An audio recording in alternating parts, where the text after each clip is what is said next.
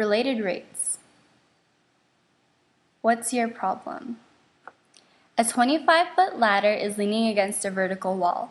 The floor is slightly slippery and the foot of the ladder slips away from the wall at the rate of 0.2 inches per second. How fast is the top of the ladder sliding down the wall when the top is 20 feet above the floor? Step 1. Understand what's being asked. Read the problem carefully and identify all the quantities that are changing. We are given that the ladder is 25 feet long, it's slipping away from the wall at a rate of 0.2 inches per second, dx dt, and the top of the ladder will be 20 feet above the floor, y. We want to find the rate at which the ladder is sliding down the wall at the specific height, dy dt. Step 2. Find the value of x.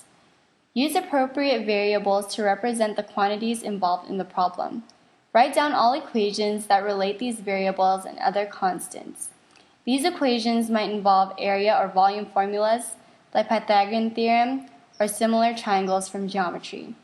In our case, x will represent the floor and y will represent the wall.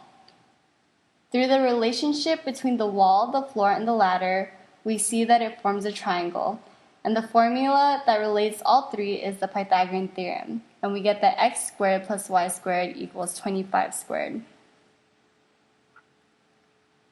Plugging in the given variables, we solve for x, and we get that x is equal to 15 feet. Step 3. Differentiating the equation. Assume that all the variables in this equation are functions of time, usually given implicitly, and differentiate both sides of the equation with respect to time t. In other words, d over dt. This usually involves implicit differentiation. In this case, it definitely involves implicit differentiation. But first, since we are missing a key variable, we must solve for it.